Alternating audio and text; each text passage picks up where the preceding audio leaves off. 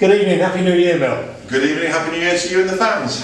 Mel, there's plenty for us to catch up on. Boxing Day, a close game decided in our favour late on with Lorden crossing for Tobias. 3 valuable points, I thought. Yeah, a great performance. I mean, first and foremostly, the important thing is we keep making steps forward. And I think the second half against Dover, they couldn't wait to get off the pitch second half. And I thought we carried that on into the next game, and I thought it was a superb performance away from home. Did everything right, everything we needed to do, and snuck a great goal late on, which I think was fully deserved. I mean, to be brutally honest, I felt that we deserved to win the game. And I think if anyone watching the game would have struggled to tell which was the team struggling at the bottom and which was the team going for promotion. So all in all, a really satisfying performance and a big step forward for the lads, both in confidence and in just the belief in what we're trying to do. And Saturday we could say the same thing. You couldn't tell who was in the playoff places and who was down the bottom. It was 4-4 against the contenders, but the crowd got their money's worth.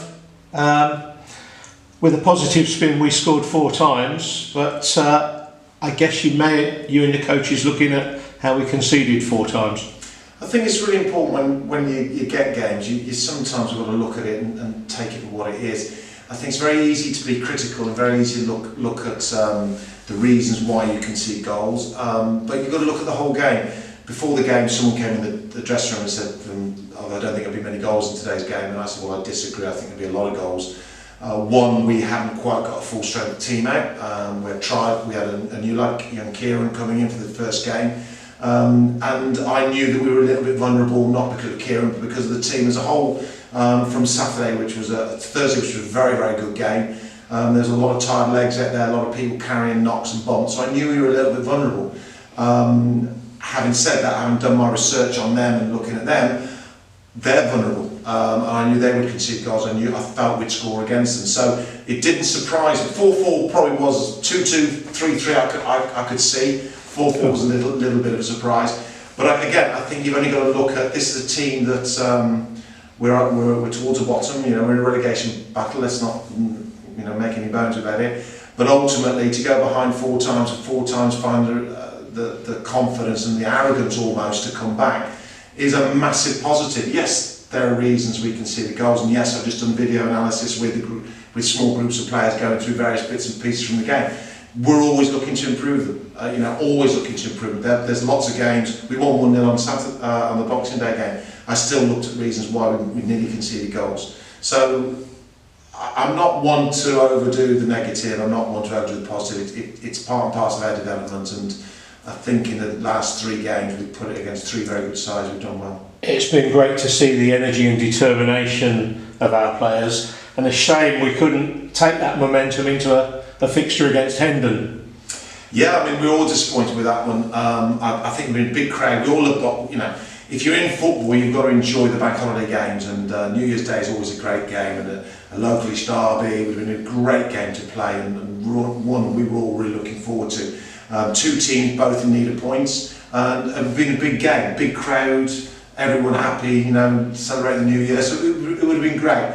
Really disappointing, but at the end of the day, we can't control nature, unfortunately. I was out here trying to control it Saturday morning, and there was no way. It was a safety issue. Yeah, absolutely. That said, we've got 2 assignments on the south coast coming up: Lewes and Folkestone. Yeah, I mean, we've got 3 away games. The next 3 games are all away, so tough assignment for us. Folkestone, good side. Lewes, good sides, good footballing teams. And I'm expecting 2 really, really tough games, and I can sort of hope that they're expecting tough games as well. But we'll go there like we have done with every game. We've got a plan in place. We've got a shape and a style we want to play that we think will give us a chance, and we'll go and try and execute that plan. And fingers crossed, get something from the games. I think from what we hear in the fan zone and in the bar, the signings you've made recently have been very successful. Rob, Bradley and Brandon all making regular appearances, and you've got 2 more in centre half, Kieran Gauthier and Donnell Thomas up front. Yeah, well, Donnell's not been well. Is now fully recovered, so he's trying to fight his way back to full fitness. So I know Donnell, and the people have told me what a good player he is, and I've seen it for myself. So, you know, we're helping him get back to fitness. He's helping us by being another body for us, and we'll see where that one goes. Kieran, I needed a centre half. You know, Darian picked up an RC injury on Boxing Day and was unavailable for the next game, so I needed someone in. So St Albans very kindly loaned me him. Rob I know very, very well. I mean, Rob's quality. There's no two ways about it. He's quality, and he'll add something to the team, not just on the pitch but off the pitch. He's very knowledgeable. He's doing his A licence at the moment, so he's also a very, very accomplished coach. So he'll be really useful to the young lads in particular. You know, he's had a very good career, mostly the Championship and League One. So he'll be a really good asset to us. So yeah, so the signings are coming in. Young Bradley coming in at left back has done very, very well for us. I mean, Finn was doing a really good job, but when you're 17, there comes a time that you just need a break, and Finn has just reached that stage. You just need a break. So Bradley's come in, and Bradley's one. And again, another young player learning his craft, and we're helping him. And I'm pretty sure at Hemel next season he'll be their regular left back. And that kind of leads us into the squad shaping up and all capable of a full 90 minutes 3 times in 8 days, or are you going to explain the rotation? There's one or two that can't, there's one or two that won't, and there's one or two that I'll make the decision on.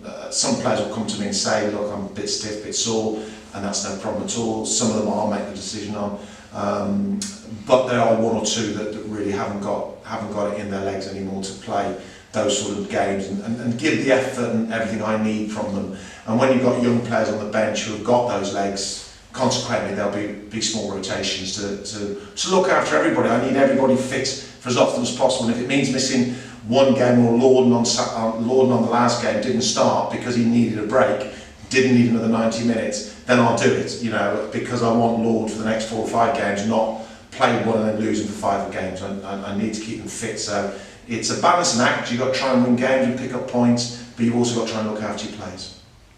Well, we'll let you go and look after him on the training pitch tonight, Mel. Thank you very much. Thanks for your time. You're welcome. Thanks very much indeed. Cheers.